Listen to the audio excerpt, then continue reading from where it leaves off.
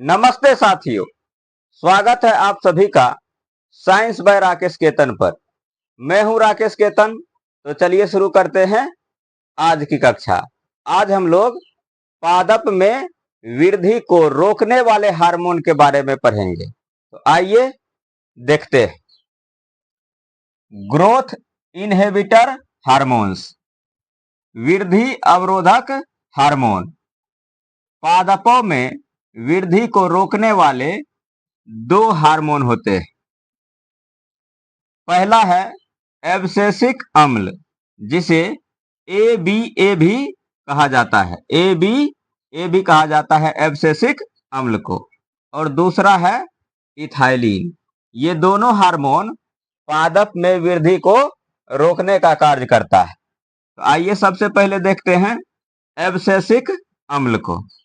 तो एब्सेसिक अम्ल, इस हार्मोन की खोज कार्ल्स व एडिकोट नामक वैज्ञानिकों ने की। तो एब्सेसिक अम्ल जो है, इसकी खोज जो है कार्ल्स व एडिकोट नामक वैज्ञानिकों ने की है। तो एब्सेसिक अम्ल क्या है? पादप में वृद्धि को रोकने वाले हार्मोन है। आइए अगला पॉइंट देखिए। इस हार्मोन को सर्वप्रथम 1961 में कपास के पौधे से पृथक किया गया। तो एब्सेसिक अम्ल को 1961 में सबसे पहले कपास के पौधे से अलग किया गया था, पृथक किया गया था। एब्सेसिक अम्ल का कार्य क्या क्या है? तो देखते हैं एब्सेसिक अम्ल के कार्य को। तो कोशिका विभाजन को रोकता है। ये जो एब्सेसिक अम्ल है, ये कोशिका विभाजन को रोकने का काम करता है। दूसरा, कोशिका की लंबाई में वृद्धि को रोकता है। ये जो एब्सेसिक अम्ल है, ये कोशिका की लंबाई में वृद्धि को भी रोकने का काम करता है। आप जानते हैं कि साइटोकाइनिन हार्मोन जो है वो कोशिका में वृद्धि कराता है, यानी कि कोशिका का तीव्र विभाजन कराता है, जबकि ये जो एब्सेसिक अम्ल है कोशिका विभाजन को रोक रहा है। तो दोनों हार्मोन एक दूसरे के विपरीत काम कर रहा है। साइटोकाइनिन कोशिका में तीव्र वृद्धि करा रहा है, जबकि एब्सेसिक अम्ल कोशिका विभाजन को रोक रहा है। अगला कार्य देखिए।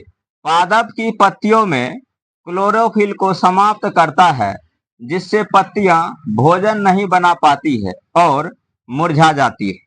ये जो एब्सेसिक अम्ल है, पत्तियों के अंदर पाए जाने वाले जो क्लोरोफिल है उसको समाप्त करता है, ताकि जो पादप की पत्तियां हैं वो प्रकाश संश्लेषण के माध्यम से अपना खाना नहीं बना पाए, अपना भोजन नहीं बना पाए। जब पत्तियां भोजन नहीं बनाएगी तो फिर वो क्या होगी?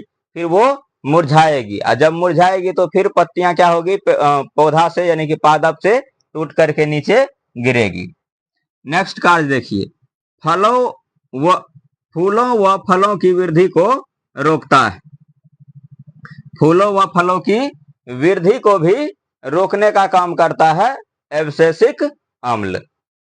चलिए पादप में वृद्धि को रोकने वाले अगले हार्मोन इथाइलिन को देखते हैं। आइए इथाइलिन हार्मोन की खोज जो है बर्ग नामक वैज्ञानिक ने की थी। इथाइलिन का जो रासायनिक सूत्र होता है, इथाइलिन का रासायनिक सूत्र है C2H4। इथाइलिन का रासायनिक सूत्र है C2H4। अगला पॉइंट देखिए। यह एक प्रकार का गैसीय हार्मोन है। इथाइलिन हार्मोन जो है पादप में पाया जाने वाला एक प्रकार का गैसीय हार्मोन है। अगला पॉइंट देखिए। यह फलों को प्राकृतिक रूप से पकाने वाला हार्मोन है, इसीलिए इसे फ्रूट रैपेनिंग हार्मोन कहा जाता है। क्योंकि इथाइलिन पादप में जो फल होता है उस फलों को प्राकृतिक तरीके से, नेचुरल तरीके से पकाता है, इसीलिए इथाइलिन हार्मोन को फ्रूट रैपेनिंग हार्मोन भी कहा जाता है। अगला पॉइंट देखिए। फलों को कई बार कृत्रिम रूप से पकाने की आवश्यकता पड़ती है। इसके लिए एसिटिलीन गैस का प्रयोग किया जाता है।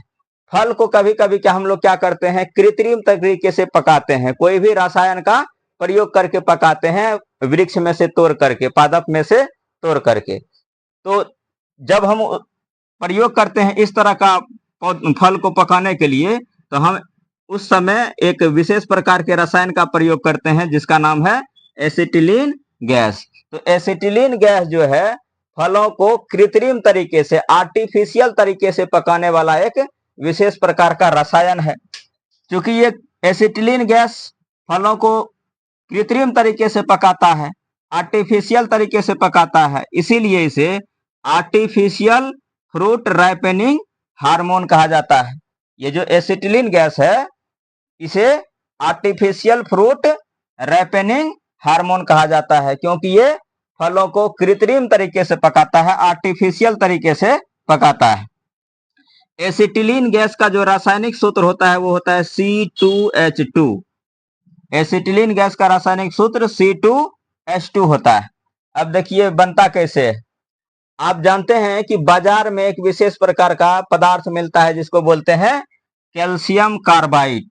तो हम कैल्शियम कार्बाइड बाजार से खरीद करके लाते हैं और उसमें क्या करते हैं, जल मिला देते हैं, H2O मिला देते हैं। तो जल मिलाने के पश्चात कैल्शियम कार्बाइड और क्या बोलते हैं, जल के बीच क्या होती है, एक रासायनिक अभिक्रिया होती है जिसके फलस्वरूप बनता है C2H2 एसिटिलीन गैस और CaOH whole twice calcium hydroxide. तो इस प्रकार से एसिटिलीन गैस का निर्माण होता है जो कि कृत्रिम तरीके से फलों को पका देता है। तो बाजार में ये उपलब्ध होता है कैल्शियम कार्बाइड। इसमें जब हम जल मिला देते हैं तो C2H2 बनता है, एसिटिलीन गैस बनता है, साथ ही बनता है कैल्शियम हाइड्रोक्साइड। कैल्शियम हाइड्रोक्साइड को बोलते हैं चूने का पानी। पॉइंट देखिए, इथाइलिन गैस मादा पुष्पों की संख्या में वृद्धि करती है। ये जो इथाइलिन गैस होता है ये मादा पुष्पों की संख्या में वृद्धि भी करती है। पुष्प जो है ये मुख्य रूप से दो प्रकार के होते हैं। एक को कहा जाता है एकलिंगी पुष्प, एक को कहा जाता है द्विलिंगी। यानी कि एकलिंगी और द्विलिंगी दो तरह के पुष्प होते हैं। एकलिंगी पुष्प ऐसे पुष्प को कहते हैं, ऐसे फूल को कहते हैं जिसमें केवल एक ही लिंग होता है। और द्विलिंगी पुष्प ऐसे पुष्प को कहते हैं जिसमें दोनों लिंग होता है, मादा और नर दोनों का गुण। ऐसे फूल जिसमें नर और मादा दोनों का गुण होता है उसे कहा जाता है द्विलिंगी पुष्प। ऐसे पुष्प जिसमें एक ही गुण होगा, मतलब या तो मादा वाला गुण होगा या नर वाला गुण होगा, तो ऐसे पुष्प को कहा जाता है एकलिंगी पुष्प। आइए देखिए, इथाइलिन गैस जीर्णावस्था एवं विगलन में सहायता करता है। ये जो इथाइलिन गैस है ये जीर्णावस्था और विलगन में भी सहायता करता है। नेक्स्ट पॉइंट देखिए, इथाइलिन पादपों में श्वसन दर को बढ़ाती है। जो रिस्पायरेशन रेट होता है, श्वसन दर होता है पादपों में, उसको बढ़ाने का काम करता है आपका इथाइलिन। नेक्स्ट पॉइंट देखिए, इथाइलिन बीजों के अंकुरण में सहायता करती है। ये जो इथाइलिन है बीज के अंकुरण में भी हेल्प करता है, मदद करता है। अगला पॉइंट देखिए, आलू में कंद निर्माण में सहायक है। ये जो इथाइलिन है आलू के अंदर आप देखते होंगे आंख टाइप का आता है, उसको कंद कहते हैं। तो आलू में जो वो कंद का निर्माण होता है उसमें भी हेल्प करता है आपका इथाइलिन। यदि आप लोगों को जानकारी अच्छी लग रही है तो एक बार वीडियो को लाइक और चैनल को सब्सक्राइब जरूर करें।